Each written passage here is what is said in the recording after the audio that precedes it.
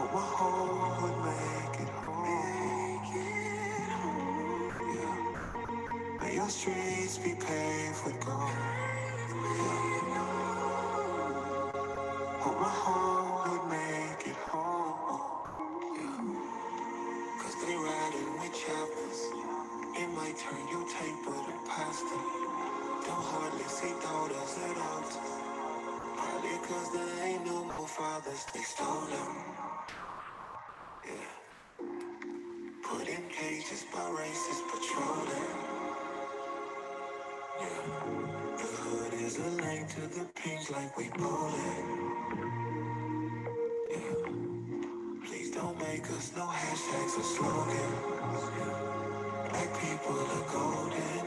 That's why I pray you catch a wave that doesn't subside. This for the nappy heads in heaven. With a nappy head Christ by their side. I pray you catch a wave. It doesn't subside. This for the nappy heads in heaven. With a nappy head Christ by their side. Yeah. May your streets be paved with gold. Yeah. Hope my home would make it home. Yeah. May your streets be paved with gold. Yeah. Hope my home would make it home. I hope you make it home. I hope you make it home. I hope you make it home. Oh, I hope you make it home. I hope you make it home. I hope you make it home. I hope you make it home. Hope you make it home. I hope you make it home. Hope you make it home. I hope you make it home.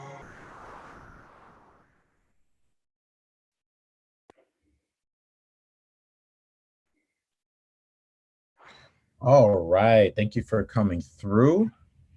It's been a long day for a lot of people, especially folks who joined us for this morning's car rally, which we'll be talking about a little bit. But to say all that, I wanted to remind folks that this is being live streamed and recorded, particularly live streamed on Facebook, Twitter, and YouTube. So if you prefer to not have your face shown on the live stream, you're definitely welcome to turn off your video camera. Next slide.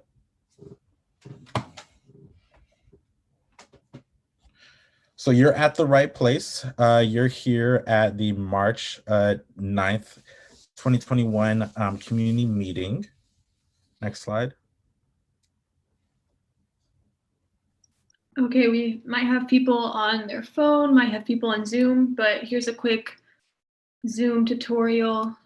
So you can always mute yourself if you're not speaking by pressing *6, and you can unmute yourself by pressing *6 as well. And then you're welcome to turn on your video or turn it off, but do keep in mind we're live streaming. So whatever is most comfortable for you, just keep in mind you might have your video showing on the live stream if you turn it on. You're also welcome to rename yourself, and you can include your pronouns if you'd like. And then please do use the chat sidebar to share any questions, comments, applause, hype each other up, encouragement, to ask questions throughout the meeting. And then if you do hear something that inspires you, always tweet it out with #ProtectTheTray, and then search that afterwards. That's where you'll find all of our social media. And then I'll drop the email. The coalition email in the chat is hello@houstoncba.org. So if you need anything or have any concerns about being recorded or anything else during the meeting that you prefer to email us, there's the email. Next slide. Thank you, Mary Claire. All right, so let's introduce ourselves. You can do this in the chat.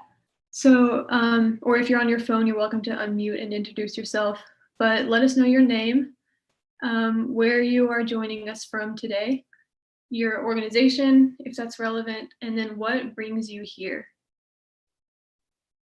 And I will also drop an attendance form so that you can stay in the loop.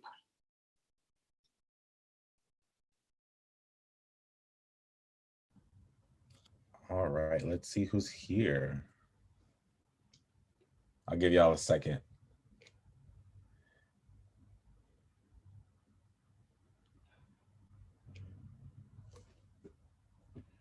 All right, as I see y'all are coming through, this is great.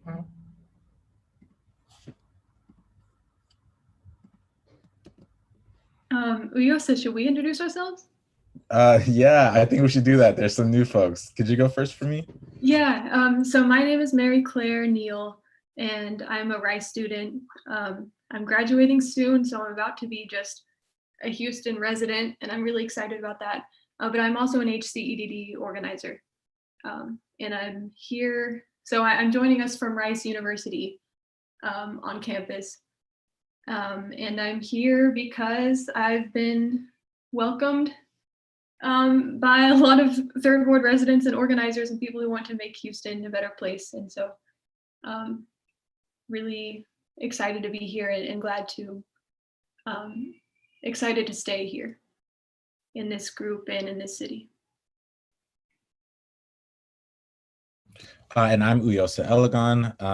I am, I guess it's been a year out of college, out of the University of Houston. I'm one of the organizers, of many organizers on this effort. I'm joining you from my childhood bedroom, which is a very big deal to me, in Southwest Houston, Texas. And yeah, I'm just really here to help y'all secure a CBA, because folks desperately need it. And this is a thing that's necessary in several different areas of Houston. Getting a lot of different folks coming through. Keep introducing yourself. I want to introduce myself only because today is my birthday, everybody. Yes, it is. And I chose to spend it with this group. So I want to introduce myself today. I'm Asada Richards, and I'm a third-generation resident of the historic Third Ward. On my birth certificate is a 77004 address where my parents lived when I was born. And I am a organizer on this project. And I'm here because there gives my life no more meaning and purpose than to be fighting, struggling, defending, protecting, and doing everything I can to revitalize, preserve the people, place, and culture and history of the Third Ward, which has given my life meaning and purpose. And so I'm here because you are my community, and this work is my life force. It's important to also note that Mary Claire and Asada share the same birthday. So it's both of their birthdays today, which is a big deal. And look at the universe really making it happen. So and it's because of Mary Claire and Asada, you know, this idea about the CBA, we worked on it together in its inception in the early days. So it is an amazing thing that we were born on the same day. Thank you so much for that. Next slide. In the case that y'all have anyone who's trying to get into this meeting, or if you're watching on any social media platform and you're trying to get in so you can provide live commentary. I see everyone saying happy birthday. You can head to our link tree. We also just put it on link tree. So I apologize if you weren't able to get the link before. It is on our link tree now. I think some folks on email got it and some folks didn't. So just apologize for that little mix up on that.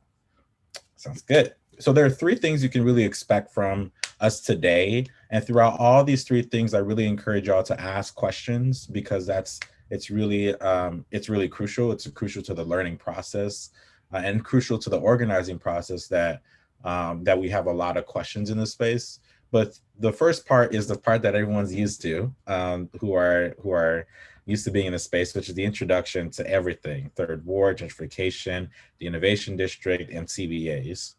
The second part is going to be some updates, some really crucial updates of things that have taken place, whether they be at meetings or on the streets. And we're also going to make a decision together.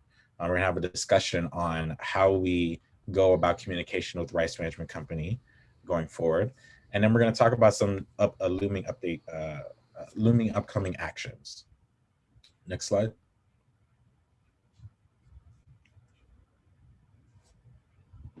Okay, so, reminders, sorry. So throughout this whole meeting, please do ask questions every time you have them so that we can all learn from each other. And then please stay to the end if you can to get tapped into opportunities to get active, especially if you're an elected official or if you know an elected official or if you have an elected official. We're going to need them, and we're going to need everyone to be engaged with them. All right, next slide. So we're going to give you all a little bit of an introduction in the case that you're not familiar or you're already very familiar. Let's go ahead and remind ourselves about the Third Ward and all the things that are taking place at the time. So next slide. So I always start off here because we're all on Zoom, and you know, presumably we're all in Houston, but I want to remind us that if we zoom all the way into the Houston landscape, what we'll see is that we have several different universities around the center of Houston, and all of them are very close to the Third Ward, right? And I want to acknowledge that every single one of these universities has a past, present, and future relationship with the Third Ward. And right now, this is the question of today: is what is Rice University's relationship going to be with the Third Ward as they move much closer to the Wheeler Transit Center area? What is it going to look like? Because we know that much of the history of a lot of these universities has not been the best or the most revitalizing forces. So we want to make sure that Rice University's next step is one that's helpful to everyone involved, right? Next slide. So we're talking about Third Ward, right? And a very, very narrow identification of Third Ward is not only that it's a historically Black neighborhood, which is very deeply important, but also that it's the 3/4 of that population is about 3/4 of that population are renters, right? And about half of the renters and a quarter of the homeowners in the area are classified as cost burden, right? Basically meaning that they spend at or more than a third of their income on housing expenses. And when we think about that in relation to, let's say, the next slide, when we think about that in relation to the very disparately low income levels in the area, we understand that any large changes in the area, whether it be a new or leaving grocery store, whether it be infrastructural changes, whether it be the influx or outflux of jobs in the area or new businesses in the area, or even housing opportunities in the area, we know that it's going to especially impact folks who are making in that lower left-hand corner, right? Folks who are making less than $10,000, right? Because I don't have to go all the way into depth on the because part, right? But we know that any changes that happen in this community will especially affect them the greatest. So folks in that area need to be especially prioritized in regards to trying to figure out how we equitably distribute the benefits that come about any changes, right? Next slide. All of this data and more was gathered by the Sankofa Research Institute alongside the Baker Institute for Public Policy over at Rice University. And as they gathered all of this data on so many residents in the area, they also noticed that, and I'm going to paraphrase what's on the screen here. They also noticed that, you know, residents were overwhelmingly satisfied with the third ward. You know, had many different ties to the community that uh, made them very likely to help one another in times of need, right? Also showed that there were high levels of civic participation in the area, whether it be neighborhood associations, resident councils, civic groups, and it's much further along the lines, those rates along the lines than even national trends, right? So this is a community that's always moving in constant motion, and has so much power amongst itself, right? Next slide. So right here on the very edge of Third Ward is the development that we're concerned about in this coalition. So the development we focus on is the Innovation District, but there are 3 different kind of levels that we want to make sure everyone's clear on the vocabulary. And so the Ion is one building on the map. It's the number 1 where the old Sears building used to be. And then the Innovation District is the 17 acres surrounding the Ion, which is all owned and developed by Rice Management Company. And then the Innovation Corridor is this longer, it's really just branding, but it's this longer term plan to redesign, redevelop, rethink this whole area from downtown to the medical center. And we already have 5th Ward and 3rd Ward and 4th Ward all being deeply affected. But we want to emphasize and just clarify that when we talk about the community benefits agreement, we're specifically talking about the Innovation District. So the middle level, the 17 acres, all owned by Rice Management Company. And this is the area that has been designated as a center for innovation and entrepreneurship, where they will come together to solve the world's greatest problems. And so we're really here because we know what problems we are important to us, important to Black people. And so this may be a nice branding, we'll solve problems through technology and entrepreneurship, but we'll hold them to that and actually encourage them to be innovative, as in equitable. Next slide. So zooming in on Rice Management Company's land holdings, this image you're looking at is a confidential draft document that Rice Management had to submit to the Planning Commission back in, I don't remember what, it was last year. But this was one of the very few documents we could get our hands on that shows Rice Management Company's properties. So this is all land that if you were around for the car rally today, we were driving around this same property, and we already know that the most vulnerable of our neighbors are being pushed out because they were already had been displaced out of homes and were houseless and are still being displaced, and we don't know where they have found a place to go, if at all.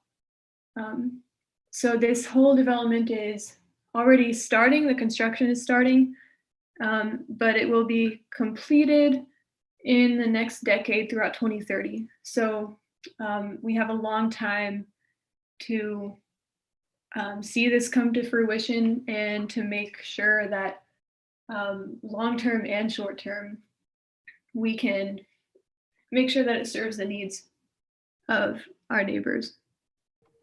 Just for reference, please, Mary Claire, is that Northern Street, there's one plot north of it, but is that Cleburne? I think so. There's one street right above that's not, you can't see the whole label, but I believe that's Cleburne. Yes. And I'm going to share this as well, this image. Okay. Yes, it's Cleburne. And did you have a follow-up questions as well? Yeah, and on the other side of Main Street, where those 2 plots are on the west side of Main Street, are those current buildings? I'm just trying to get oriented a little. Yeah, those are current buildings. So along Main, between Main and Fannin is that Wheeler Station Transit Center. right? Where that railway stops. Uh-huh. I believe, and someone remind me what that I believe a school or community or a church. Someone No, remind. J is a vacant lot. Cor- If cor- let me show y'all. Give me 1 second. this is a vacant, J is a vacant lot, and I'm assuming I is that strip center next to the vacant lot. 1 second on Is y'all. one of them? I went to Shipley's Donuts with Lois this morning. I thought that was that was That's I. that was I, right? Correct. But that most of that strip center is vacant. Shipley's is about the only thing that's still there. I'm Yeah. sorry, I didn't mean to talk. No. You're good. Jay's a vacant lot for sure. That's where a lot of the houses folks were before there was a huge gate that was put up. I'm what I was thinking of was a Main Baptist Church across from Maine, across from the Ion, right? That's what I was thinking of. So sorry for that confusion, but no, you're good. It's you also it's closer to Eagle Street, Eagle and I think it'd be Eagle and Main Mm-hmm. at the eastern end of the old the Ion. That's where it's at. Yes. Correct. All right. That's good. I thank y'all for asking those questions, and we encourage those questions. It's never an issue on our end. We always love those questions because we never want to go faster than folks understanding, and always ask for clarity. We appreciate that. All right, next slide.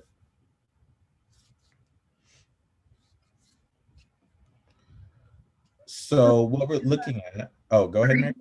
Oh, I just took a bite of my dinner, so I was a little slow. But this is Rice Management Company.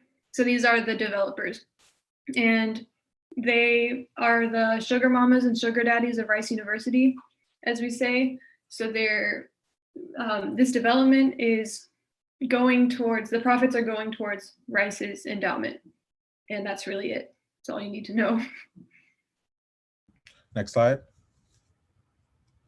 So yeah, it's an investment for them. And what's really important to remember is, look, this city is getting really, really rich. And it's really weird when I say that, because most folks, whenever I say that, they say, okay, so where's the money at? The Urban Institute looked over 274 cities across the nation and did this really cool measurement. There's several data points, and they prioritized looking at low income and minority residents. And what they're interested in seeing is how well are these cities including low income and minority residents who have been, oppressed in several different ways historically in these cities. How are they benefiting? How are they gaining some of the economic prosperity from these cities? Houston ranked second to last in this study. And these are not just major cities. These are also small but very relatively important cities. And what we know, the story is for any sort of innovation centers or tech hubs across the country, unfortunately, the story is the same. The story is gentrification. The story is vast inequity. And we see here that we need to lead by a new story here in Houston. And we're here to push forth one of many solutions, right? But we just can't do the same thing. We just cannot hit by the status quo in this new era with so many different case studies across the country for how this has gone before, right? Next slide. There's a couple of things that's already happening, unfortunately. So most folks, when they hear gentrification or they hear us talk about this effort, they are like, okay, I understand. We're talking about the rising property values and people being priced out over time. But we are already seeing vast worker exploitation over at the Ion building for the workers that are working for Milam Painting Company that are subcontracted by the by Rice Management Company. And we're going to talk a lot about today. There was a rally that plenty of folks from HCEDD participated in, and several unions across the city participated in, that was focused on bringing more light to this issue. And we're going to show some pictures later. But this has been going on for months, and these unions have been talking about this for months. And Rice Management Company has been very silent, and much of the Milam has been very I'm trying to be fair. I don't want to be too brash, but they've been very unhelpful and very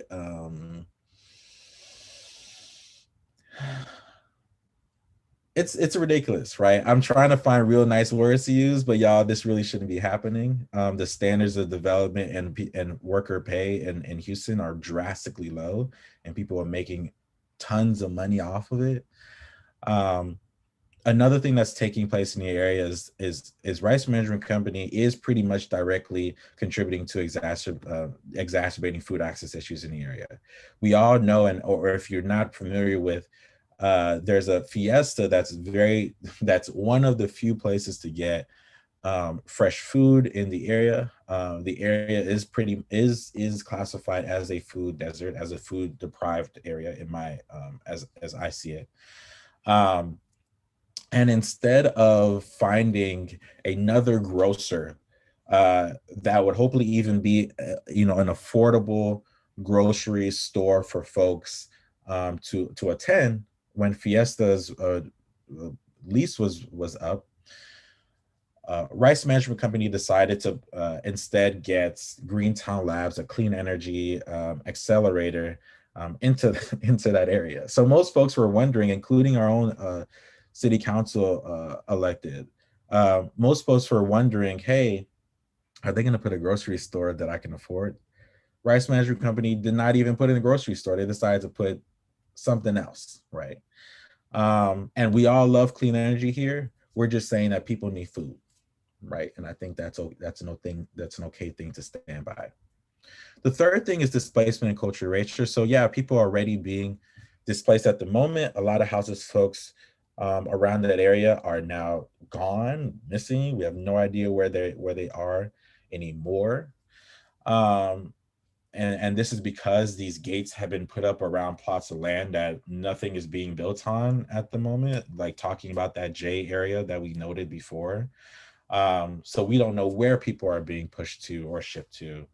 And that's absolutely concerning, right? Next slide. Let's talk about HCEDD, right? Let's talk about us. And we're here to really solve problems at a different level of where it was created, right? Next slide. So we're a group of neighbors, right? Community leaders, scholars, students, and organizations from the Third Ward and across Houston. Next slide. And we're here to do four specific things: to develop, secure, enforce, and sustain a community benefits agreement with RMC as it develops the innovation district on the edge of Third Ward. And I'm going to describe a lot of these different words that I was using just now, especially community benefits agreement. Next slide. But first, I want to really bring forth and amplify so many of these organizations who've already signed on to the coalition, who want this community benefits agreement. So we see a great diversity. We see faith-based organizations, education organizations. We see Texas Southern Unit. We see a student organization, right? We see labor organizations. What else? We see high school alumni associations, super neighborhood organizations, right?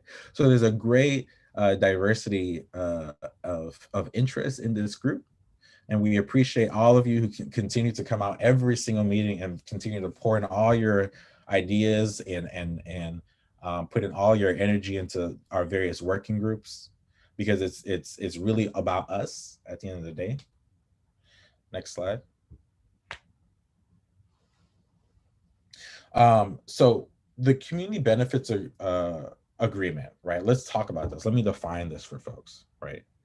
So the CBA, a CBA is a contract. It's a contract between a community coalition and a developer or a city.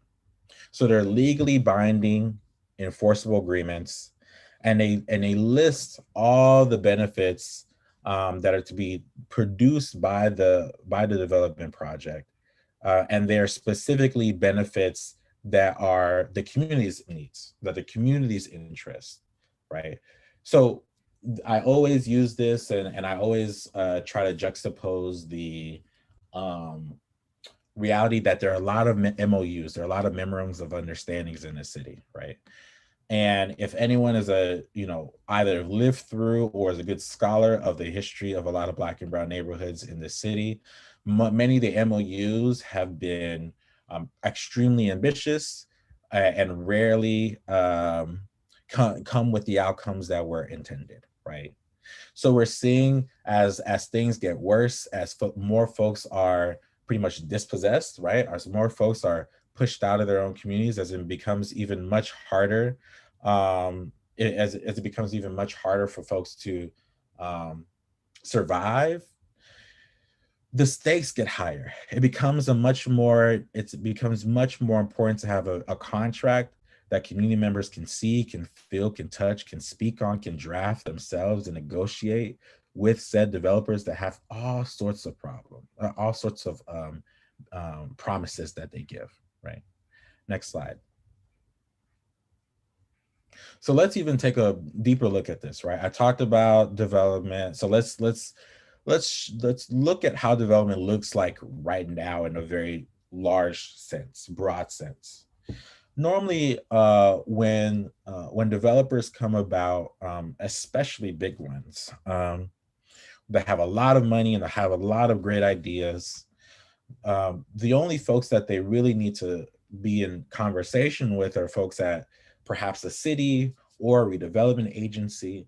And normally that's a conversation between them, and they make some sort of development agreements, more so just listing out what they intend to do and safety protocol, and just making sure they're on the same page as that. But at the same time, we see so many organizations out here, like church groups, unions, environmental groups, affordable housing groups, neighborhood groups. We see them seeing this happen, right? Seeing these large changes um, looming right in front of them. And they say, hey, we know what we need for our communities. We have people who have actual tangible material needs that need to be met, and many of those needs can be met by this specific development project. And what happens is they normally would hire an organizer, or they'll spend a lot of their own time and try to get in front of different city officials, or maybe at times the developer. But normally what happens at the end of the day is what comes out of that is a handshake, right? Or a pat on the back, or perhaps an MOU where folks list out a promise to try to do the thing, right? But at the end of the day, those aren't, when a lot of folks look back 10 years later, they say, oh, what happened, right? They say, wasn't that thing was supposed to be done by those great people and those very nice people who were shaking our hands and taking pictures with us? What happened with that, right? So next slide. This is what we're interested in. This is a different reality that we're looking at. We're interested in a CBA. So what does it look like for all those groups to come together who have various levels of power, and to have these deep, specific conversations about the material things that they need, the material things that their people need, and the community around this development needs, and come about a deliberation draft, right? A draft in which they can start having conversation with the developer and negotiating based off of those deliberation topics, which would be called, after signed, a community benefits agreement, right? This changes up the very dynamic. Normally when cities are in this mix, if they aren't the developers, right? If they're not the people literally putting the money into make the park or make set, if they're not the developers, they can either bring the developer to the table because of so much political power that they possess, or two, they can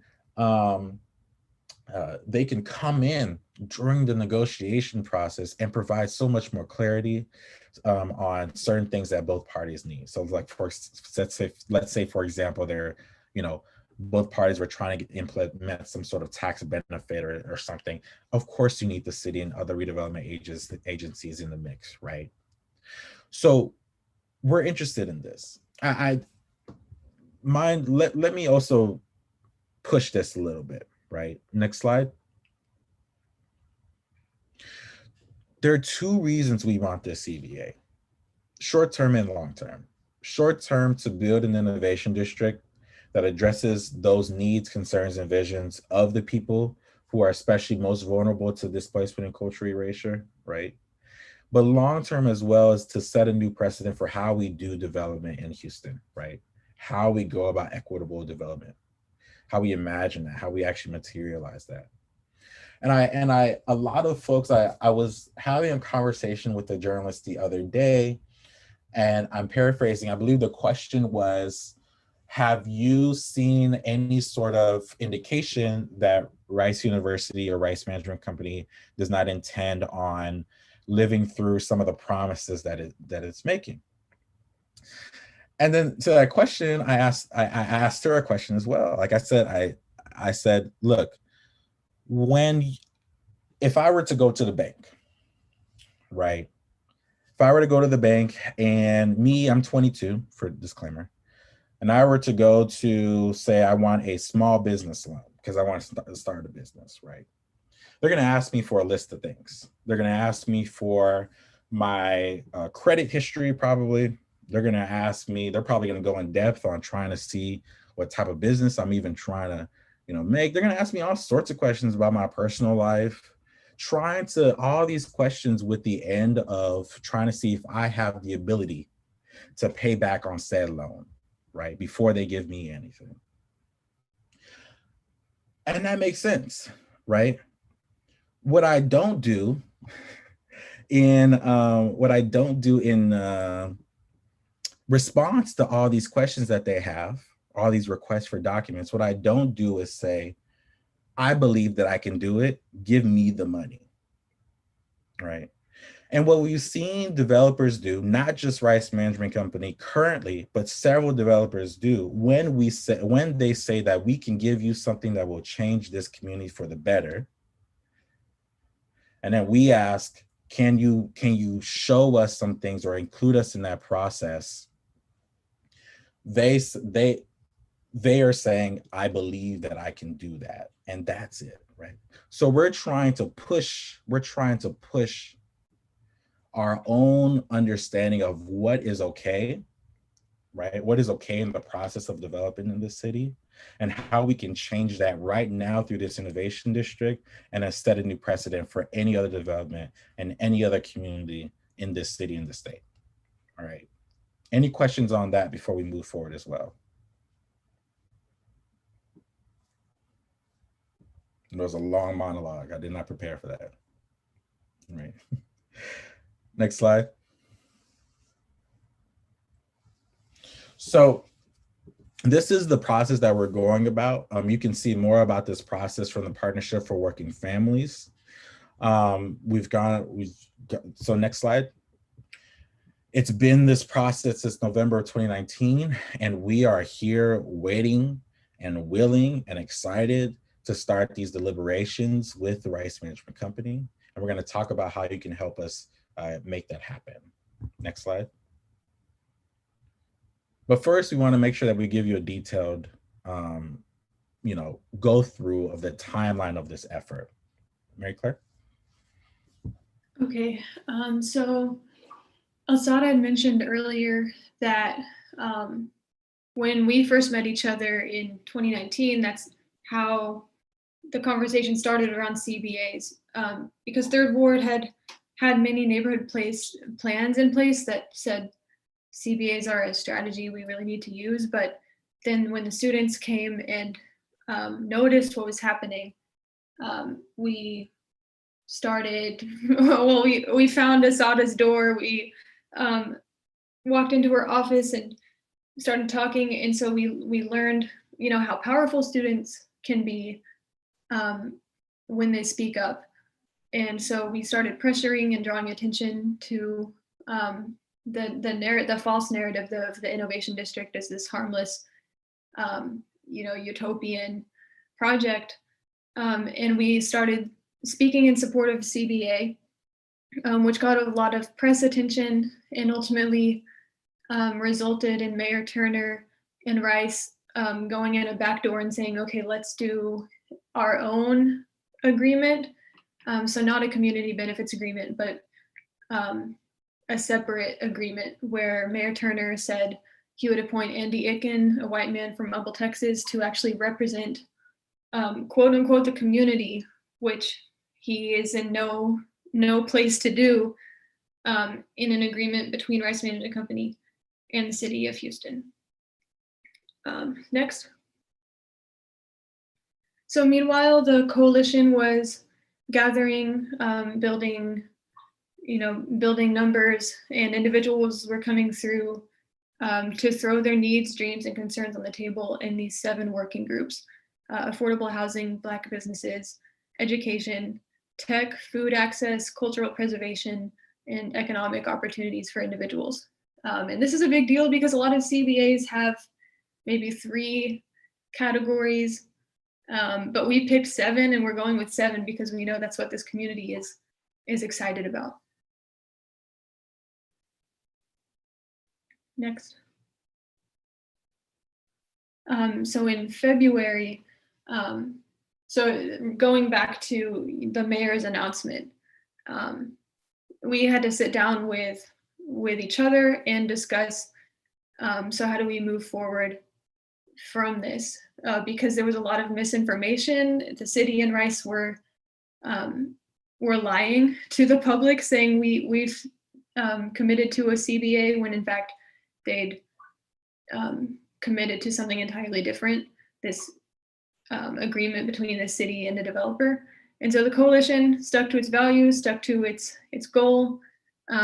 We said, HCEDD decided that an agreement between Rice and the city is not a victory because the CBA must be created, negotiated, signed, and enforced by the affected community, represented by this wide coalition of impacted residents.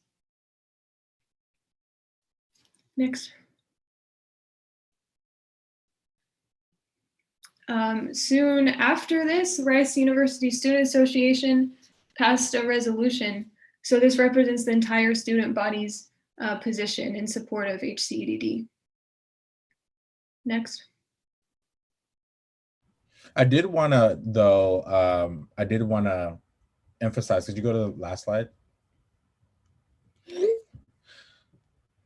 I did want to emphasize that the students part, I want to actually read out one of this particular line from their resolution, right? It says, resolve, the student association representing the Rice student body supports the development, securement, and enforcement of a community benefits agreement for the South Main Innovation District project only if HCEDD, as the fullest current coalition of organizations representing the communities most significantly impacted by the proposed South Main Innovation District project, is an equal decision maker in the negotiations process, and ultimately itself or its member organizations are equal signatories, right? So the student body at Rice University, who is pretty much slated as the largest beneficiaries of this innovation district, because this is an investment pretty much towards their education, they have said that they want this CBA, right? They've made it very clear in several much better ways than I can ever write that they want this CBA as one of the main beneficiaries of this development project. And they made it very clear in February of 2020. Okay, next slide. Take it away, Mary Claire. Okay, so the coalition got together in January and February to democratically elect through a very complicated system that UIOSA put together. Everyone handed in their ballots, and we elected, I believe it's 8 members to a negotiation team. And on the next slide, we'll describe what their responsibilities are. So the negotiation team is accountable to the community and follows community-made decisions only. Their responsibilities are to attend the deliberations with the Rice Management Company, deliberating back and forth on what of those needs, dreams, and concerns would actually go into the contract. They might invite experts to assist with specific deliberation topics, and then they always come back to the coalition and present what happened in meetings and what our options are moving forward, and follow the community's lead and the community's decision on next steps to take. Yeah, this is also a diverse group of individuals, so it's intergenerational. It's leaders from multiple different sectors, different experiences within Houston, from Third Ward and across the city. Next slide. Issuing education. So this has been an ongoing and integral part of the CBA process. Every community meeting, we, just like we did just now, describe the power and process of a CBA. And then we've also had guest experts from locally and across the country come in and tell us about their research. From Dr. Baksamusa came and did a panel, like a lecture in September. And then we've also had organizers from Nashville, where they had a very successful historic CBA, to come through and tell us how impactful the CBA was in Nashville. So this was just after some context for why we really started emphasizing this education, was that Rice Management Company in the city of Houston hosted a series of workshops to gather feedback on put into this agreement with Andy Icken. And so we attended those workshops. We were very disappointed by how they operated. The chat was closed. There were a lot of questions that were, if not just unanswered, completely dismissed from the whole entire chat. And so we came away from those knowing that it was really just throwing our needs at the wall and hoping that they stick. Another sign that we need a CBA, because it's a process that already takes seriously that we are in a relationship carrying through to the end, from the gathering input phase to the enforcing phase. So HCEDD held a community debrief right after those workshops, and that's when we decided to invite RMC, invite the city of Houston to this conversation with one of the leading CBA scholars in the country. And that took place, and they refused to come through as well on that. There were some folks from the city, I believe, or perhaps an elected official who perhaps came on, but RMC declined, as well as their PR management firm, One World Strategy, declined to come and listen to that conversation. Next slide. It's important, though, that we be fair. So we want to make sure that we list in great detail exactly what RMC's process has been. So they hosted those Houston Innovate workshops that folks who did not know of HCEDD and knew of HCEDD beforehand all came out of and said that they felt like it was a sham. They felt like they were being in a theater, they're being, in a play in which they could not necessarily, they couldn't necessarily add into or engage in the way that they needed to. The second thing is, you can see right here an outlaying of the six-step process that Rice Management Company that they gave us back in end of 2020, that is for those 6 things we've already done. And in asking them for the research behind said process and what's informing their process, they replied that they basically believe that they're doing the right thing. And the third bullet you see here, is a line from, I believe, from one of their letters or an article, but it says the agreement to put those benefits in writing will be with the city of Houston, not community groups, right? So they're saying that they want to do a community benefits agreement, but not have community groups be the signatories, right? So that's not a community benefits agreement.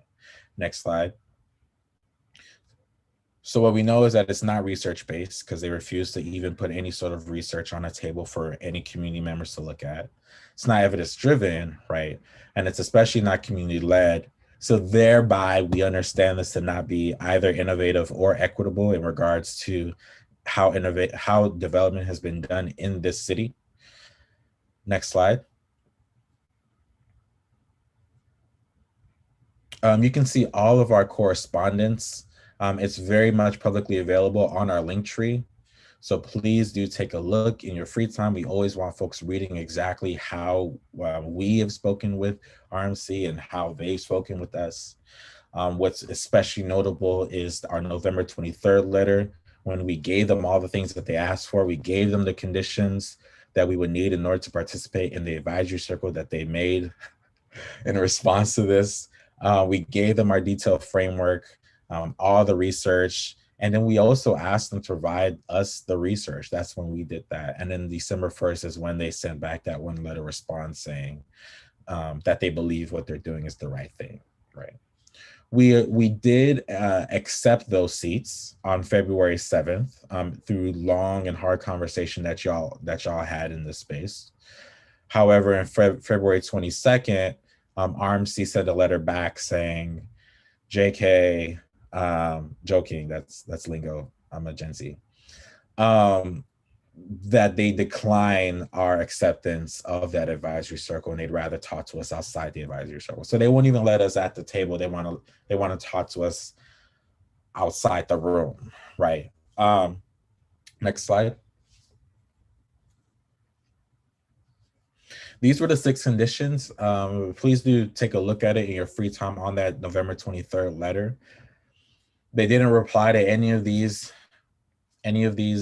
conditions, you know, one of them being just to rename the working group. They didn't want to reply to any of these. They didn't want to provide any research. They didn't want to name who would be in the advisory circle. They didn't want to explain how this would be beneficial to the community.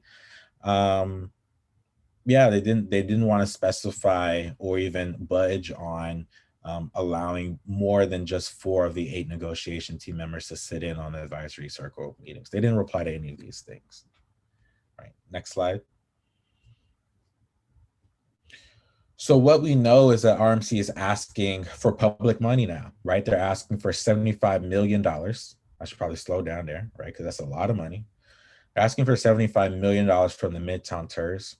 If folks aren't familiar with the TERS, TERS are redevelopment agencies, and they collect part of the increased property value and funds the development that any development that can improve the community, right? So they take money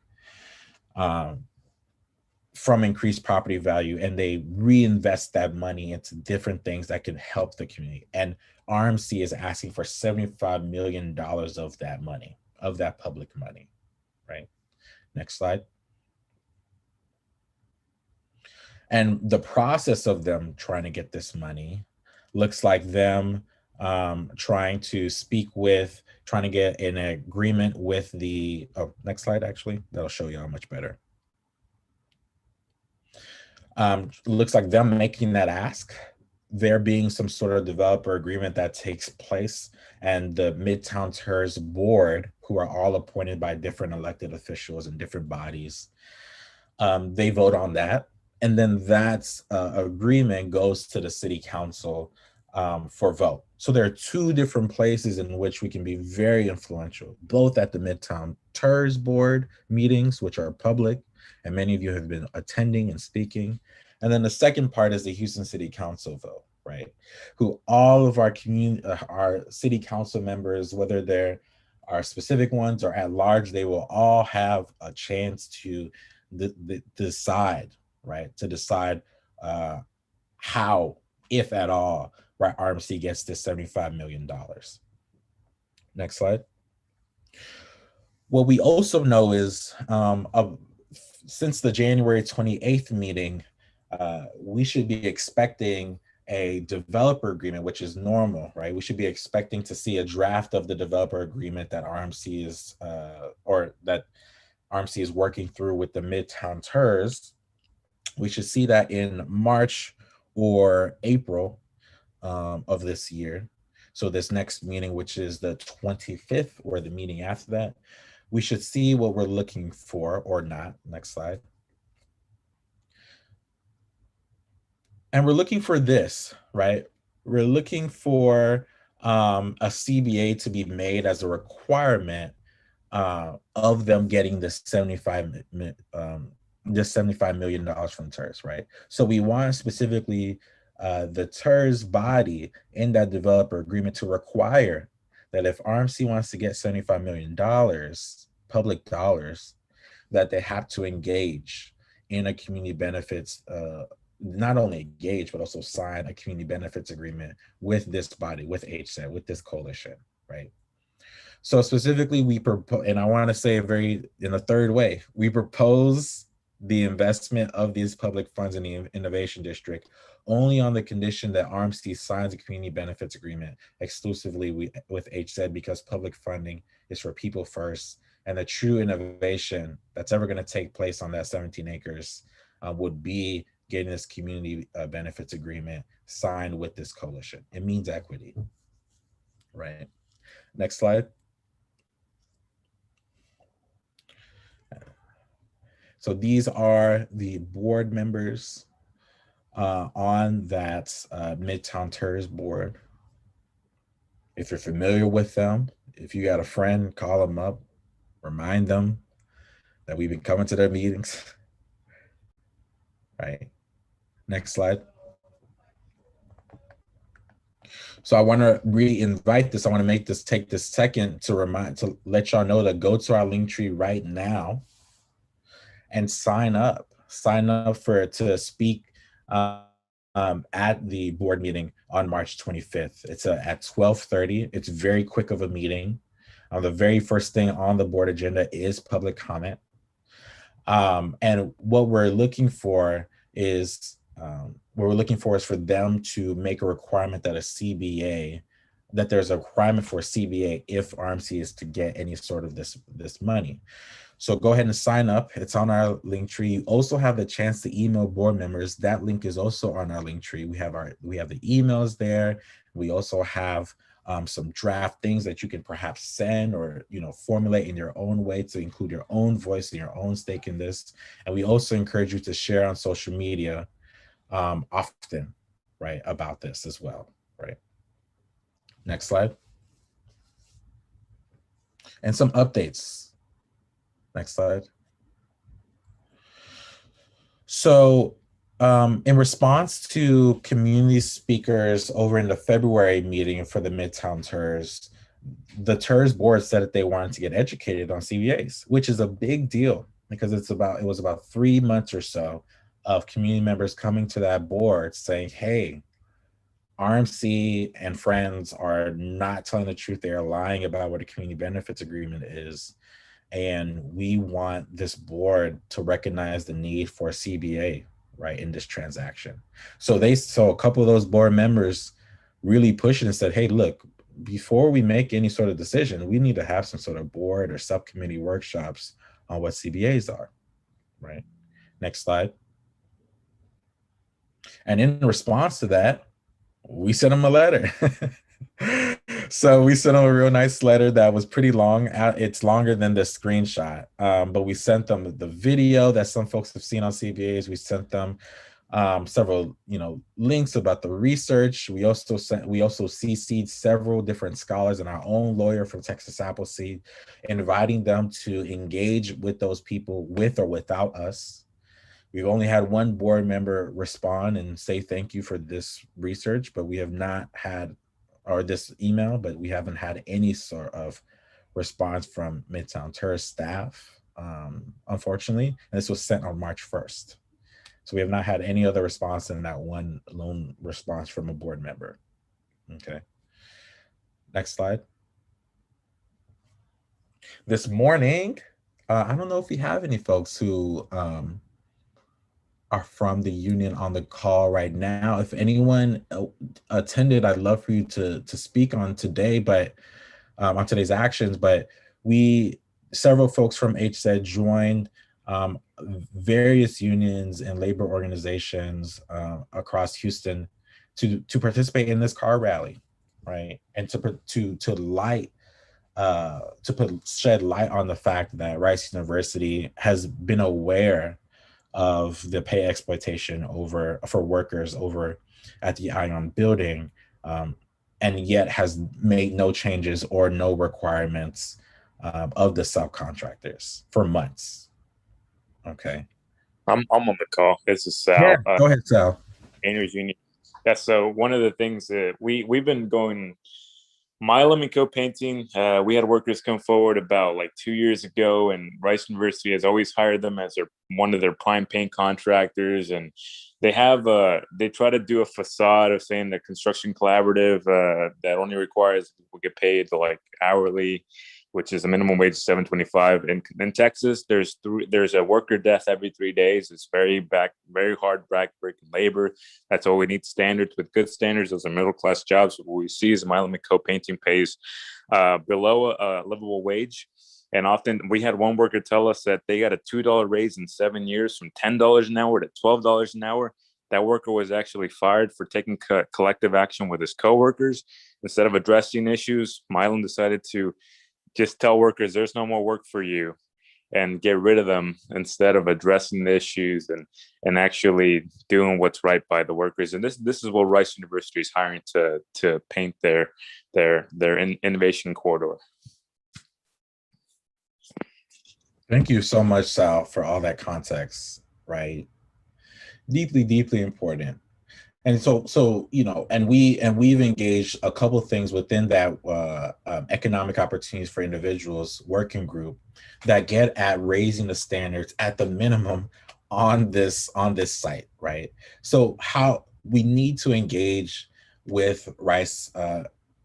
We need Rice Management Company to engage with us, right, in regards to getting this community benefits agreement, because this is just absolutely unacceptable, right? Next slide. Oh, take that away, Mary Claire. Oh, I wanted to recap that after the TERS meeting this week, several community members spoke at City Council. Some people also were there listening. If anyone is here and wants to recap that, you're welcome to. And if not, I can. I'll say it wasn't, unlike the TERS meeting, there wasn't a direct back and forth response with the City Council members. Instead, we delivered our comments and community members were very clear, very on point about exactly what it is that we're asking for, the CBA. So there's no mistaking now that what the coalition has been educating the public about the power and process of a CBA as a contract between a community coalition of impacted individuals and groups and a developer directly. There's no mistaking that, and we know our elected officials have no excuse not to know for sure. And so our next goal going forward in Houston City Council public comment is to go to committee meetings where we'll have more chance to go to have some back and forth and some actual conversations where we can really hear what the council members have to say to us and what their commitments are. But I do want to congratulate everyone who went there and spoke. It was very, and Ms. Verdell, would you like to say how it went today?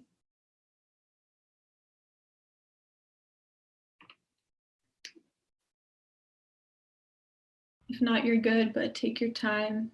And Mary Claire, PK didn't get to speak. I did listen to everybody, and I want to thank you. I think everybody was very clear and articulated. Dean spoke. I know he's on the call, articulating the desire for where our preference for supporting the investment in the project based on the signing of a community benefits agreement with this coalition and rights management.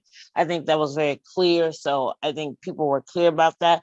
But PK didn't get to speak, but she did a great job of sending a follow-up letter with her comments to both the mayor and to council member Dr. Carolyn Shabazz, who expressed her support for us and for the work that we've been doing. And she also acknowledged in writing that the agreement was based on the efforts of this community-led initiative around the CBA. So I just wanted to point that out. Appreciate that. PK or anyone else who has spoken or listened in on a city council, did you want to? I just wanted to say that this has been a monumental undertaking, and it has not been an easy road. But what they have to understand is kind of like Emancipation Avenue.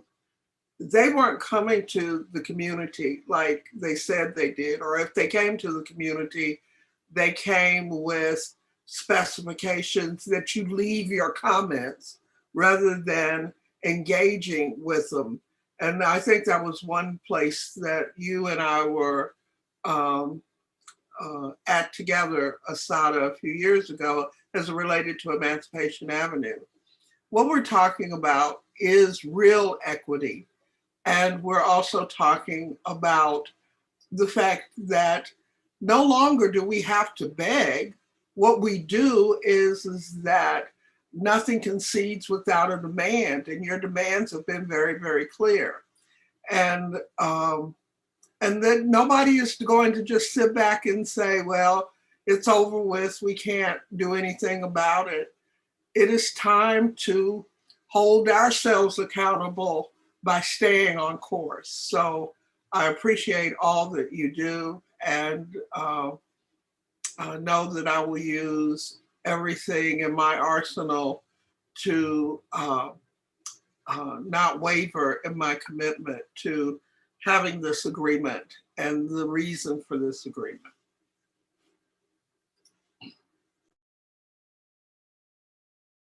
Thank you so much. Hi, this is Angela James. I did speak at the city council meeting.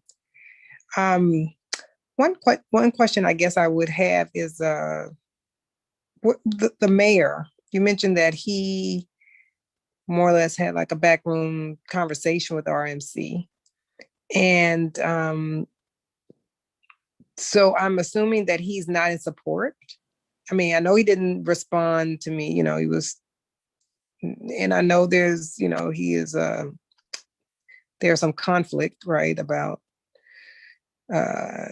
how he approaches things. I know with Good Hope Baptist Church that there's been, you know, quite a bit between him and the pastor, some controversy there in terms of a commitment the prior mayor and city council made to the church for some community housing. Or low income housing. So I'm wondering, where does he stand? And do you know of any of the city council members, the city members who may be in support of what, you know, our endeavor? So what I will do first is make sure everyone has the context of the history, and then I want someone else to respond on that, if that's okay. Someone else who's been a part of this. So the history is, right, that the mayor came through February, end of January of 2020, and installed Andy Aiken to basically act as the community and a community benefits agreement. So the very beginning was a inappropriate, but I think well-intentioned, but extremely inappropriate way about involving the city in this work, right? Because we were going to the city and we were asking for the community, for city council members to intervene, right?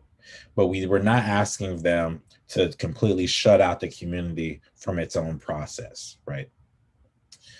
What I also know is there have been most public comments, he is quite silent. But any times in which he does speak, he speaks very highly of the good faith efforts of Rice Management Company, right? So that's pretty much the history of the mayor's vocal interest in this, or vocal activities in regards to this. Can someone from the negotiation team or someone who's really been a part of this also reply on and Angela, could you give me your question one more time again, more specifically? Sure. I was wondering if, so the second question was, are there any city council members who have expressed support of this group? Yes, CBA. Yeah, Councilmember Evan Shabazz has several times. Other council members that we spoke to in private. Councilmember Pollard too. Edward Pollard Yes. used to come into our meetings, and he's expressed support for us. Mm-hmm, mm-hmm. And other council members, from my understanding, there hasn't been a council member that has been vocally against this, right? But my understanding is that many of the council members in private, when we told them about the situation, and also told them about the existence of the advisory council, they said, okay, I understand, try to get into the advisory council, right? And we went and we accepted those seats, and then RMC then said no. So that's what we have at the moment. I know Councilmember Alcorn has showed up to many different events and expressed some sort of interest, but no one is as strong as a supporter as Councilmember Evan Shabazz, for sure. Okay. Have you talked to Sheila Jackson Lee as well? Yeah, she has expressed support of this as well. Yes. Right. Okay. Mm-hmm. And Letitia Plummer, no one's talked to her, or Martha Tatum? For transparency, yes, I've spoken to folks at her office and at Councilmember Plummer's office, and they said do take the advisory council seats. That's what the state. Okay, so they did that. That was their advice. And Correct. What about Martha Tatum and Ronald Green? I personally. You don't know them? Yeah, Mary. No, not I. Oh. I wasn't involved in that. Mary Claire. Okay. I don't have all the historical memory. I do my best. Mary Claire, do we have any updates on some of that? On the HCEDD? Because I know someone spoke on the negotiation team. I don't know any new updates. I just know how you said that most council members recommended we go participate in the advisory circle.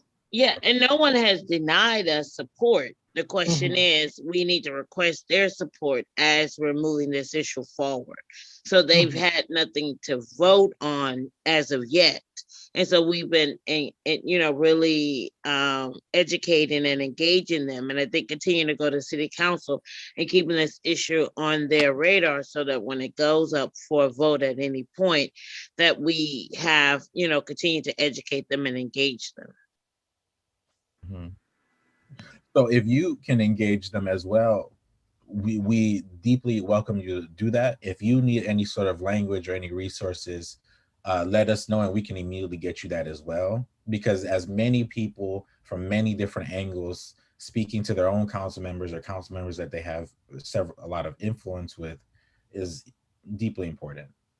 So in the meetings I had with several council members, they also expressed the way our district council member goes, they go that way too.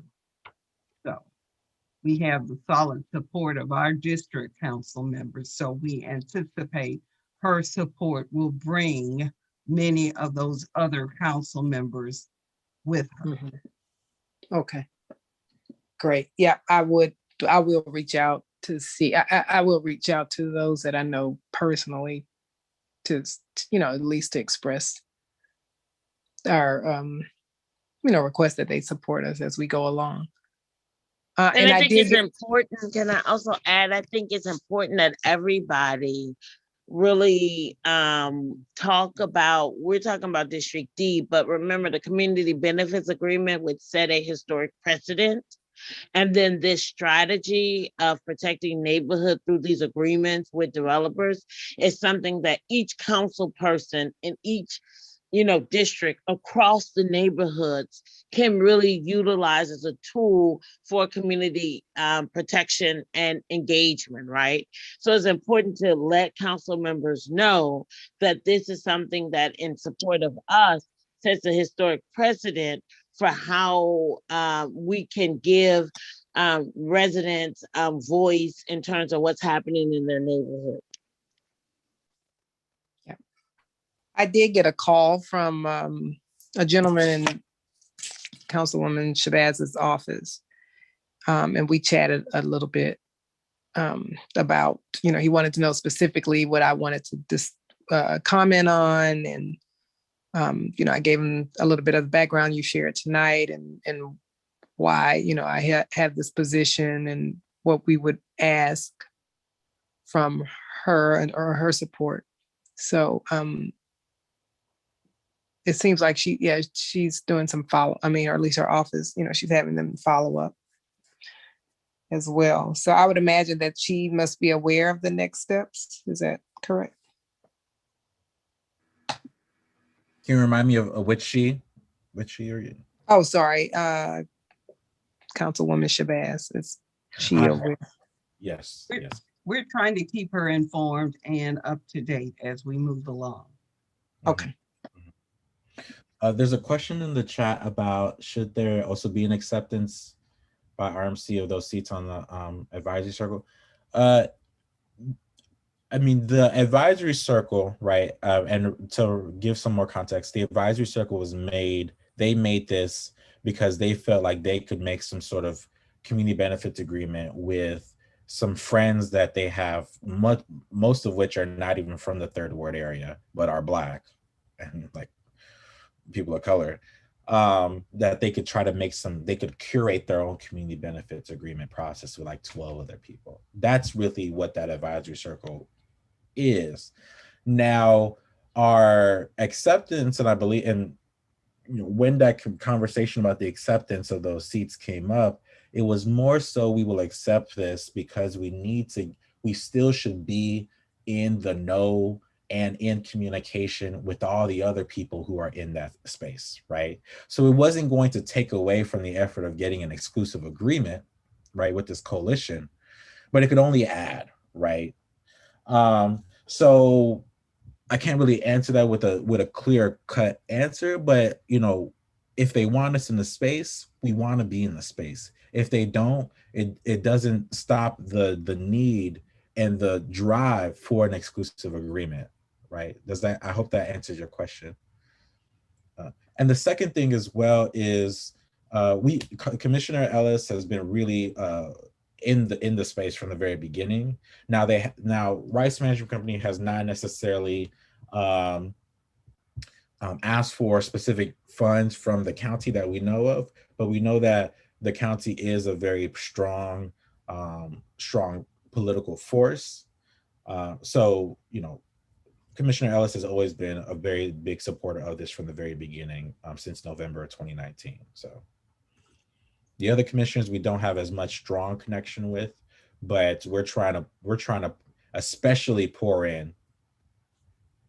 We're trying to especially pour into the Midtown Tourism and City Council.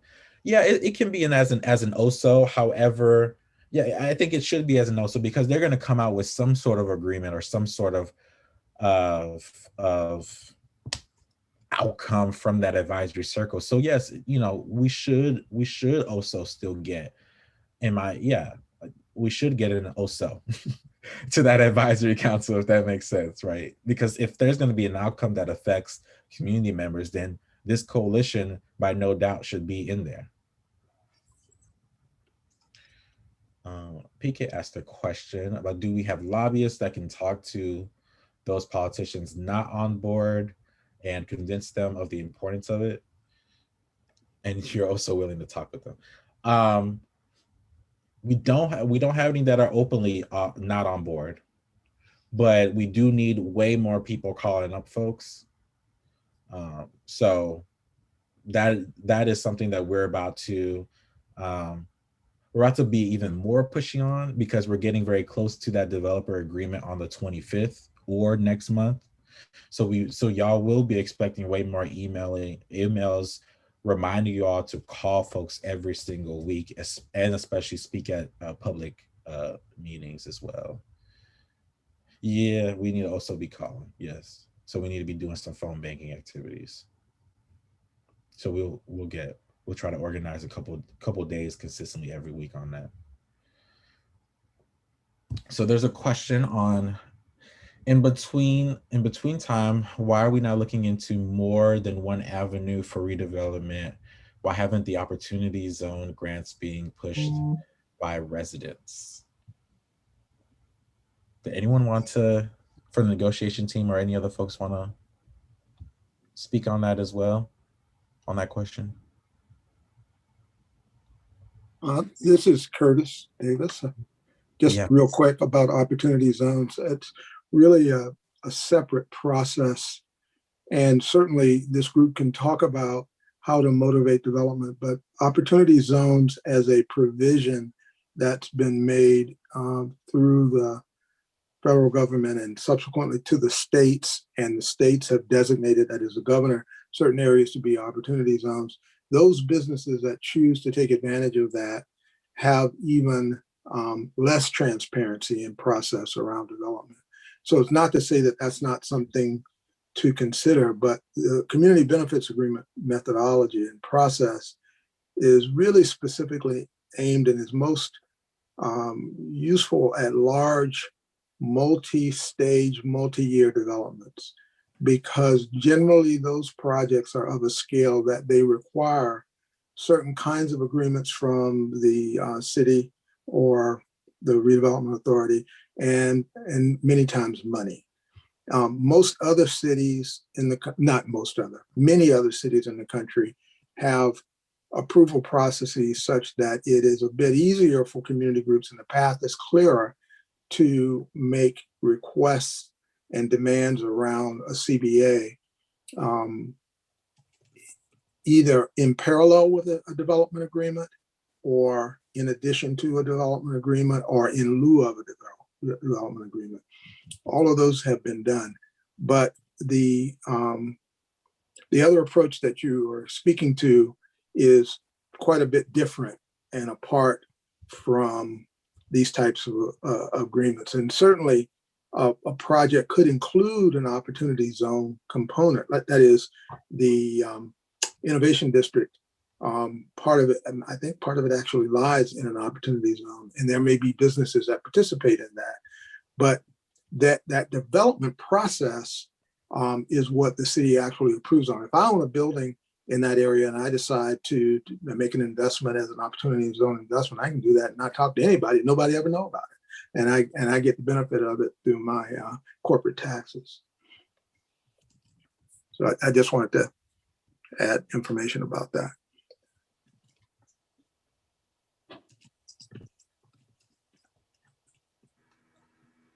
Sorry, I was muted. And then reading that sentiment, yeah. And thank you for bringing that up, because there are so many different avenues, right, to help residents, especially. And what I'm gonna do tonight is look up on opportunity zones, because that is definitely not my, knowledge base. Theodore, did you also want to comment on that? No, I'm not as familiar with opportunity zones as Curtis Davis is. I appreciate his comments, but I'll pass on trying to bring some light to opportunity zones. Okay, go ahead. I'll just make one more point about not opportunity zones, but I think kind of underlying that question, or at least what I took from that question, is there an alternative strategy? What are the other paths that may be developed? And I think that having some conversations about alternative or supplemental strategies would be useful at this point. I think having a good understanding of what the agreement is that's being contemplated between the TERS and rights management is really, really important. Who are the various parties? That is all of them, because those kinds of agreements are fairly complex and have a lot of folk involved. Usually that stuff is embargoed until it's about ready to sign. So at some point, the TERS's board will get a draft to review if they don't already have a draft that they're reviewing. And it's usually confidential through those negotiations. But before it goes to the city council, it's got to have some level of public aspect. And that document would benefit the group to examine that document in great detail and understand what the provisions are, how the provisions operate, and all of that. And I'm not saying to kind of lawyer up on the thing, but my point is the city has decided that it's going to go, take a process of a development agreement, and that development agreement will yield certain benefits. And what are those benefits? And one quick question is, how do those benefits align with what the community sees as beneficial to itself? And if there's a gap there between what that does and how the community is aligned, then the question goes to the city. Then how are you going to make the community whole on that gap? And again, I'm not saying that that's in lieu of the CBA, but it's one way of having an engagement on the topic and beginning to educate both ways, particularly the city councilors and others who kind of see this in a blur of issues that they deal with. And sometimes it's hard to get them to focus strategically. They're thinking tactically. And the larger question that's being raised by this whole process is, how do you do equitable development in the city, period? And that's a much bigger question. And this effort is at the core of that question. And the reason why I'm so excited about these comments is because this coalition is interested in changing up how development looks like, right?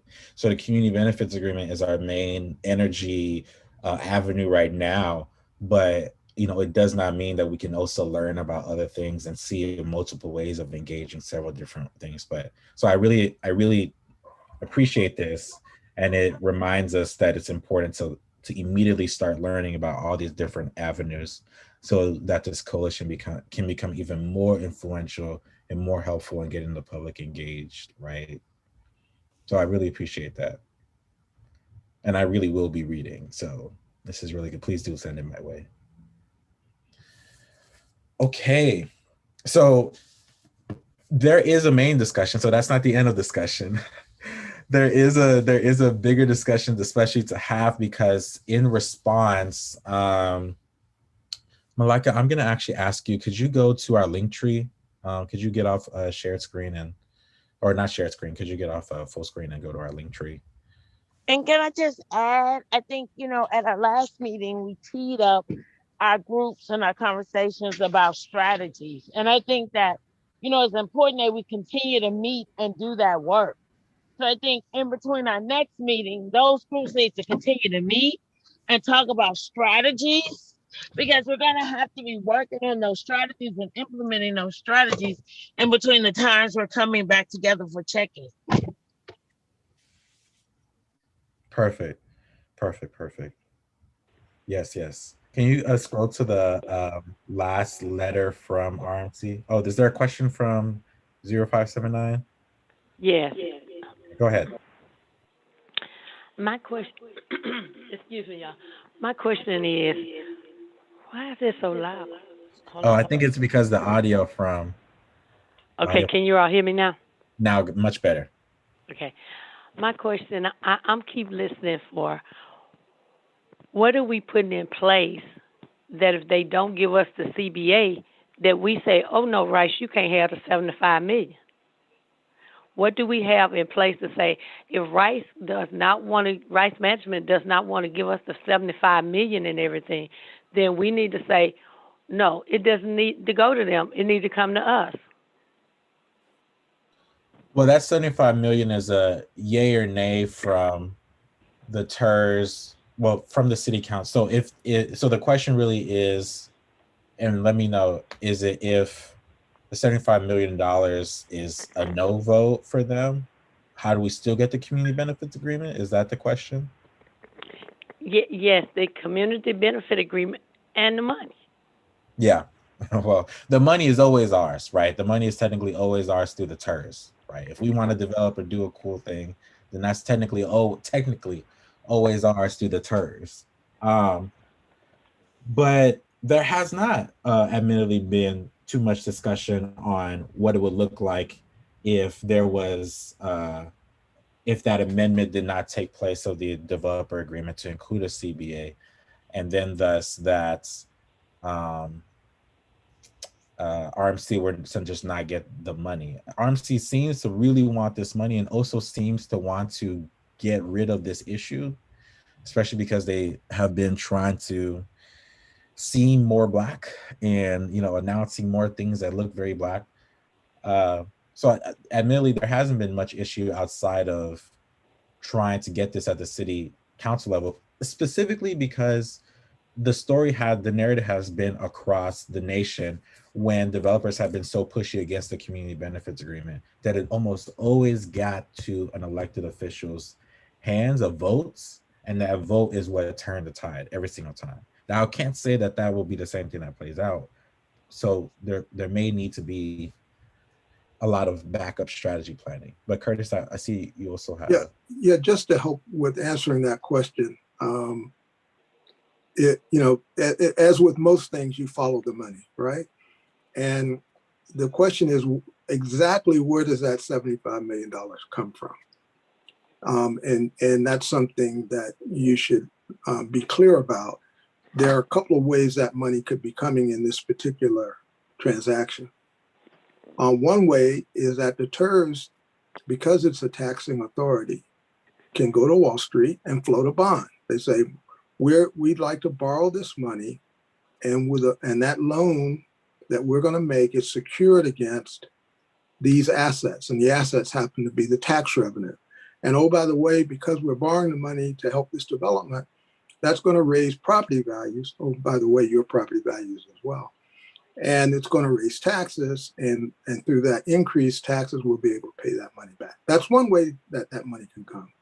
The other way is that it comes off of the actual added increment of value that comes from the taxes in the TERS. But that's a little bit more complicated, and I really don't want to get into that. But the basic probable way that money is coming is that the TERS is borrowing money and making an investment. And that investment will benefit the TERS because it increases values, they get more tax money, and they pay the bond back that way. And Rice Management pays its taxes, and in paying its taxes, they help pay the bond back. Now, I'm not sure that's exactly how this deal is structured, but that's one way these deals are structured. But in any event, going back to the woman's question, an entity that represents the value of this land that we stand on is making an investment. And that investment should yield a return on the investment. And that return on the investment should benefit the community. And I think the question is, what's the return on that investment you're expecting, and how does it benefit this community? And that's one simple way to deal with it without having to get into the weeds.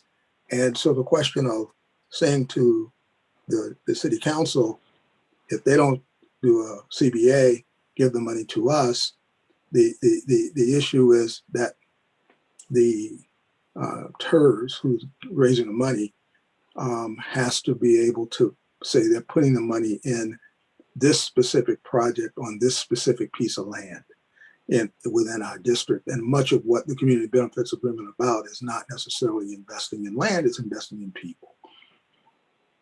And Curtis, can I just comment? I think that this is also an opportunity for us to, at our next meeting, do a bit of education on the TERS, the history of the TERS, the purpose of the TERS, and kind of the parameters of the TERS, right? Because there are some legal reasons why they can't give us the money, right? There's some restrictions on those dollars and those spending. So, but this is a good opportunity because I think these entities get a bit conflated and confusing. And I think we all just need to, because I think there's a lot of, issue around even accountability around TERS. And this is another reason why we need to talk about TERS and kind of the accountability to the people that they're set up to protect. Because I'm a property owner, so my taxes doubled last year. You know what I mean? And my taxes are going to continue to double. But what am I going to get out of this investment of taxes that are going into these dollars? I mean, it's going into these pots, and then people are making decisions about. I think this is a perfect opportunity for us to really create some education and understanding about the TERS and kind of our responsibility for accountability with the TERS and this spending. Okay, hopefully that answered that question. No, thank you all. Thank you for asking. So what y'all are looking at on screen, or folks who are not who don't have a screen next to them, is the last letter from RMC. This was February 22nd. And in that second, well, I'll read it off for folks who can't see the screen at the moment. Dear HCEDD, thank you for your letter dated February 7th, 2021, responding to the Rice Management Company's invitation dated November 17th, 2020. That was a misstep. Inviting HCEDD to join the Community Benefits Agreement Working Group. In the intervening months, the CBA working group has met several times to address topics documented in the letter of invitation. These discussions have substantially advanced the process outlined in our original letter of invitation to HCEDD. Considering the late stage of this acceptance, RMC suggests an appropriate next step to be a meeting between RMC and HCEDD representatives, during which we invite said representatives to share specific ideas and proposals developed by HCEDD for inclusion in a CBA, and to discuss expectations for how we can work together collaboratively toward the development of an impactful and enforceable CBA between RMC and the City of Houston as the primary counterparty. I look forward to your response, Samuel Dike. And did we get an update? I'm sorry, I'm just cutting to the chase because I know we're nearing time. Did we get an update from how many times this advisory group has met? No, not yet. Not yet. Mind you, this advisory group started in the end of December, and we sent in this letter February 7th. I do want to remind you all that, or let you all know that a lot of CBA processes across America have gone years of just developing the agreement before even signing it. Right. Well, and we know real engagement takes time. So have we started our response to them? Because I think detailing to them that we didn't have the power without the involvement of the coalition to make that decision. And so we had to deliberate and engage our coalition members before we can respond, as well as our city council member, right? So I think, maybe the question is our response to the letter, but I think that those are the key points, right? We take the time necessary for real engagement. Maybe we don't need to say it like that. Maybe that's passive aggressive, but it's important to us. We value, authentic engagement with the members of the community. And therefore we wanted to share with them and let them deliberate the decision to be part of this group. And since this is such a weighty issue, we expect the advisory group to be meeting for quite some time. Sorry, you already wrapped your work up, because, we've taken lots of time to educate the members of our community. Yes, exactly. So that's the question today, right? The question is, how do we respond to this, right? Should we meet with RMC outside? Well, the bigger question is how we respond, period, right? How do we respond to this? And subtle to that question, or implicative to that question is, should we meet with RMC outside of this advisory circle? Anyways, they keep throwing us around in different circles. Someone said, oh yes, they're excited. And I just want to remind that we were going to meet with RMC anyway. They just didn't send anybody but Sam DK. So then it wasn't there was no meeting, because he cannot make the decisions on behalf of that entity. So I think, so it's really, we had already decided to meet with them. So I think we followed through with the meeting we wanted to have. We just changed what we met about because they weren't there. Mm-hmm. Mm-hmm. And some context to what Asada's saying, the first meeting we ever had with them, we had invited several of the leaders of RMC, top management of RMC, and the Rice University president. And instead, Sam Dike, someone from the One World Strategy, their PR firm, and a lawyer came instead. So that's the context. And I think we state that in the letter. We originally wanted this meeting. So I think we happy because I think what everyone has said is, remember, we're not just kind of moving around them. We have our own agenda and our own priorities. And so not beholding ourselves to this ping pong back and forth, right? So I think, yes, the negotiating team, which has already been elected, will meet with Rice management like they were supposed to meet with them way back in the fall. Is there anyone we continue to advocate our political decision makers around their alliance and support of us in signing the CBA? Mm-hmm. Is anyone against that idea? I want to make sure I want to make sure it's open of a discussion.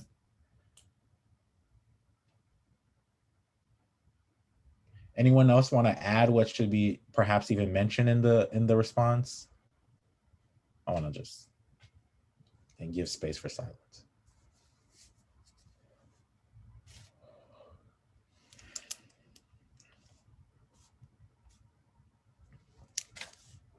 Okay, that was much easier than I expected. All right, so make that happen. We'll draft that letter.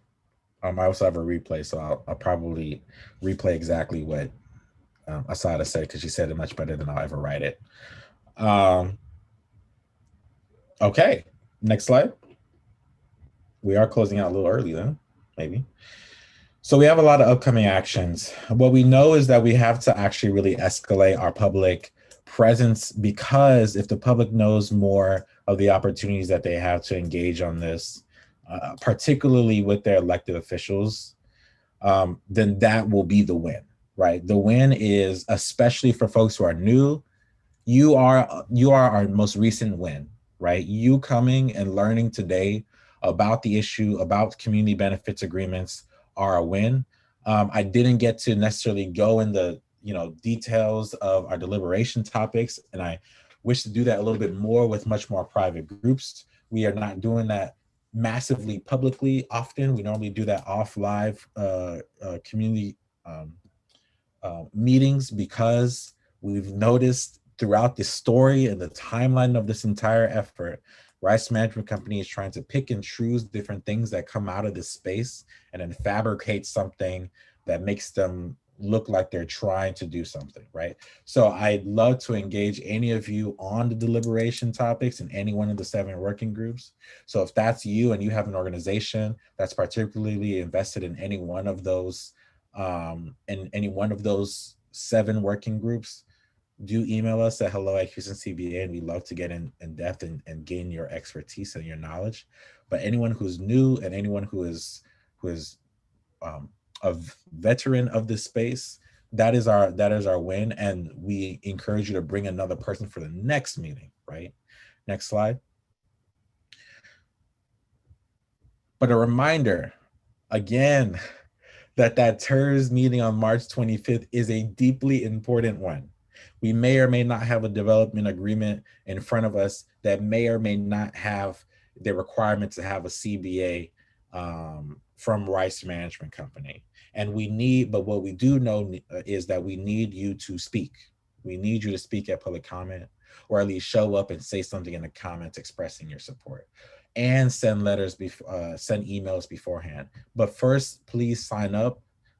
Mary Claire, if you can throw that link in the chat again, if you can sign up, and so we can get you all the information that best help you craft your statement, or craft your emails, or craft your phone calls to said board members. Okay, that's one thing. Next slide. Public comment. Go ahead, Mary Claire, on this. All right, so going off of our very successful public comment at the TERS, which, to recap, after hearing our comments, they said, before we make a decision, we really need to take it upon ourselves to get educated. And that's when we sent them, here's all the top leading scholars we've been talking to for a year. Here are the research articles we've read. So that's been a big success, and we want to come back strong at the next TERS meeting on March 25th.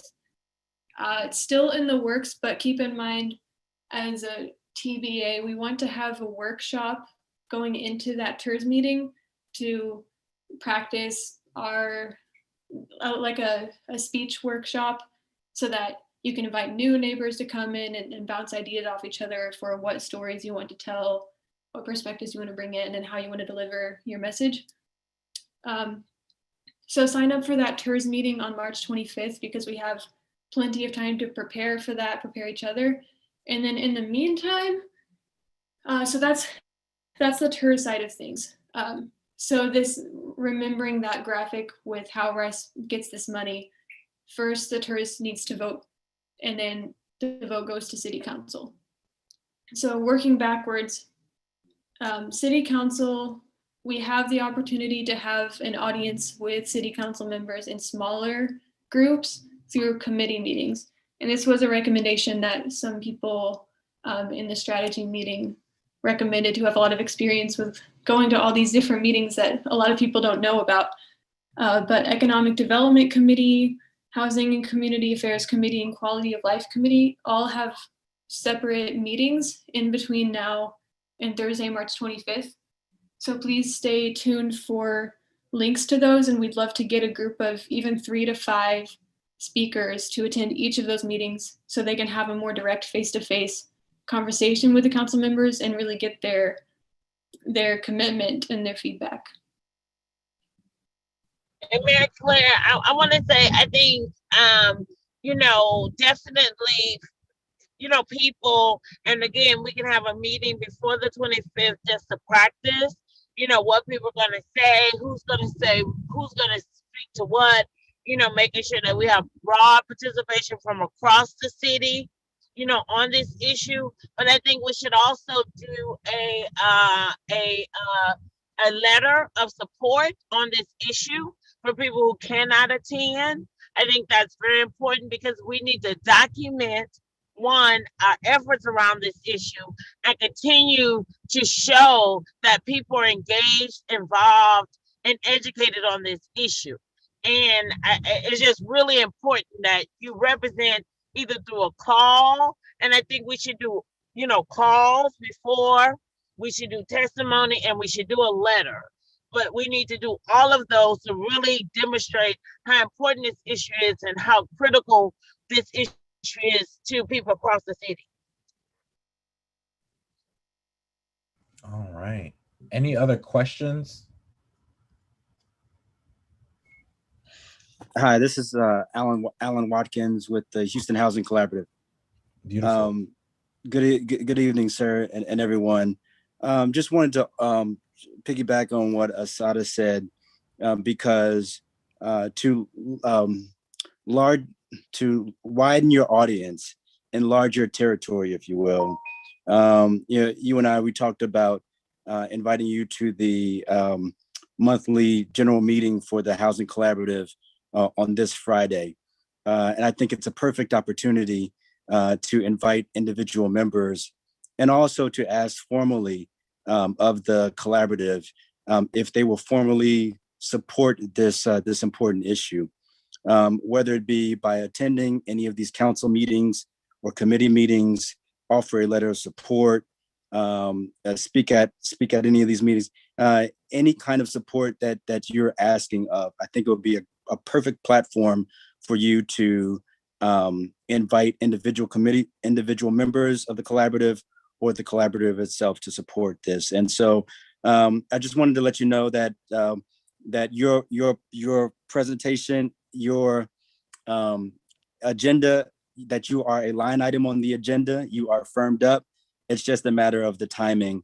And so really looking forward to your presentation, just an introductory presentation with your ask, and really looking forward to it on Friday. Yes, and I have a much more concise way about going about this effort, so I promise I'm gonna be way more concise than I was today. Gotcha on that. No worries. Gotcha. Thank you so much for that. What I did want to do is I did want to, I'm big on moving through and working through. I want to thank Linda Morales. Yes. You know, she can't, I want to say that you think like going to city council, what is it going to matter? It really does matter. I mean, the mayor waited for Linda Morales to come back. You know, he didn't wait for anybody else. And she came and spoke on behalf of the coalition, and it was well noted. So please don't underestimate the impact of your testimony. It does give people attention, how many people care about this issue, but how many people are paying attention to this issue? Because so often these deals get done without people knowing. Yes. So I wanted to close out on a note that also is, though, not one that I was kind of engaging in while I was kind of going through the meeting. There were some comments on a lot of disagreements in regards to the coalition's involvement with one of the organizations in the coalition. What I can comment on is saying, though, that, you know, this coalition is really focused on specific things that that the members of that organization and the communities that are tied to that organization materially need. Whether or not I disagree or agree is a point of contention, and is a point of things that we should be talking about. However, I want to make it clear, though, that the things that this organization is moving towards does not omit us, right? It doesn't omit us from addressing those very issues whilst we're organizing with that organization, right? So I want to really make it clear that the organization has expressed plenty of interest in this community benefits agreement. And I do think the point of transformation is that organizing. That is always hard to do. And that is always sometimes a very harmful thing to do at several times. And I do take that with a grain of salt. However, it's still a thing to try at the end of the day, right? So I just wanted to publicly say that, you know, deeper in the comments. And we also, to be clear here, you're mentioning that there was an individual, I forget their name, when mentioned that there's an organization that had anti-queer sentiments. Is that right? Is that the exchange you're mentioning? Correct. Okay, got it. Right. So this is rough, but I do also see that organization and the communities that are attached need these benefits. But I also see that the only way to transform and change other folks is especially through organizing. So that doesn't omit us from addressing those issues or addressing that broader issue with them through this work. And I do have a promise to try to look at that as well, personally. Okay. So with that, I want to go to the next slide and give y'all an early dinner, give y'all, 1 minute extra, you're welcome. I want to remind y'all that we really need your persistence, especially with even, pointing out that issue and all the questions that y'all raised today and coming through to those city council meetings and speaking today. we need that persistence. We need that curiosity, because there are a lot of questions that y'all raise and a lot of different ideas that were posed today about opportunity zones. Tonight's pretty much going to be all about opportunity zones for me after this.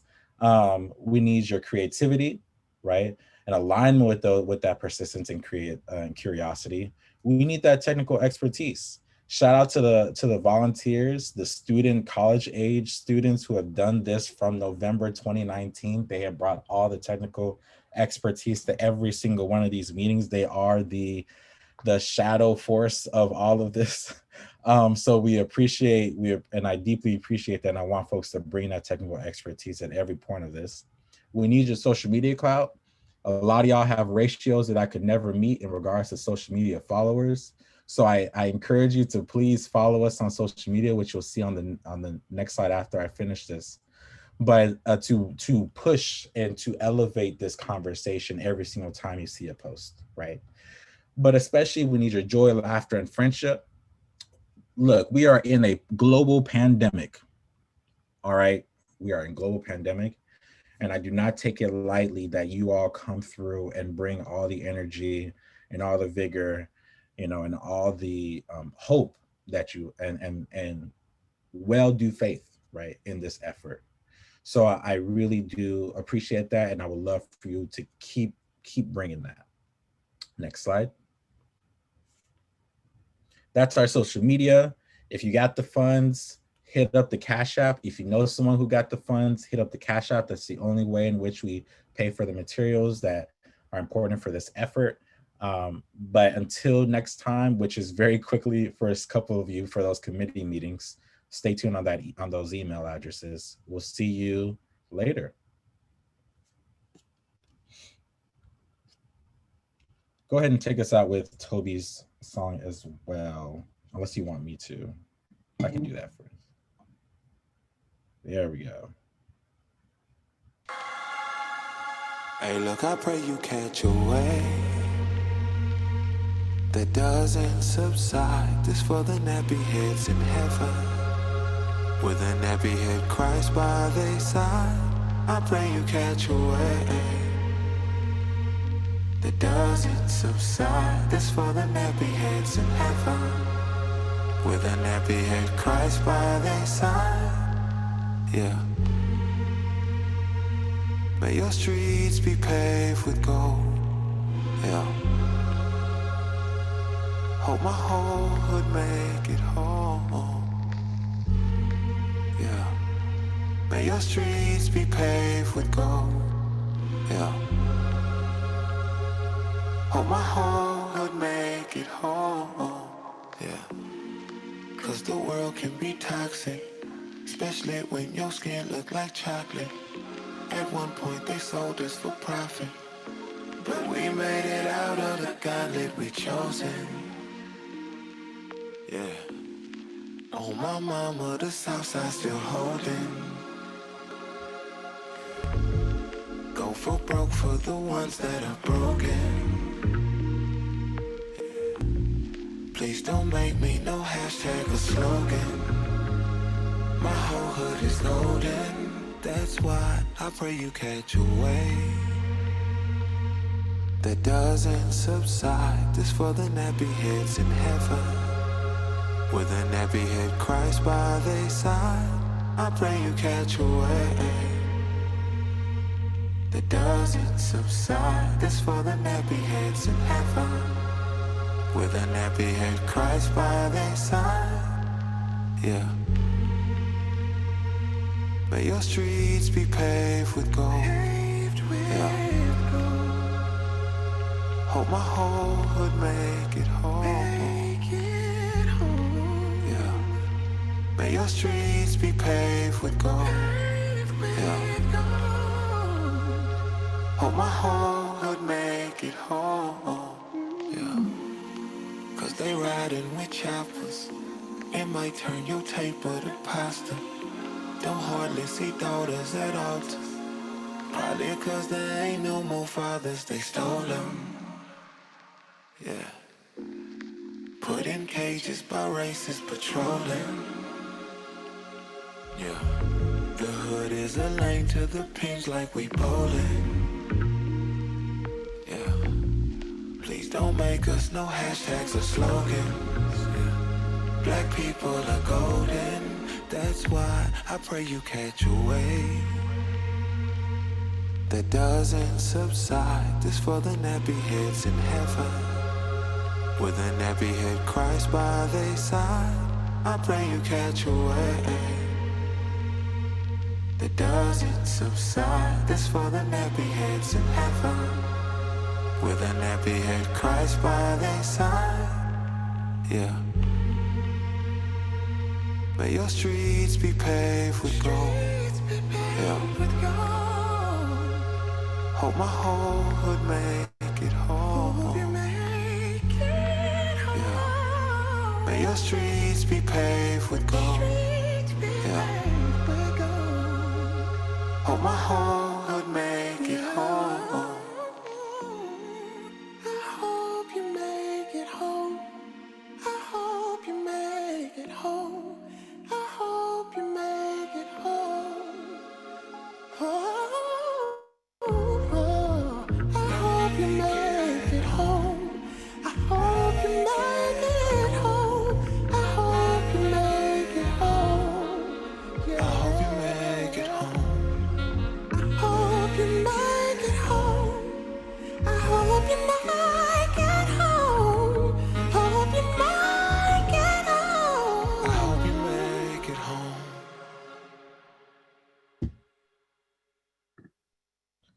Thank you for coming out. Hey, look, I pray you catch a wave that doesn't.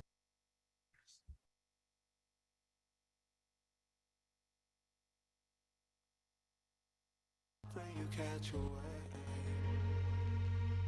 that doesn't subside.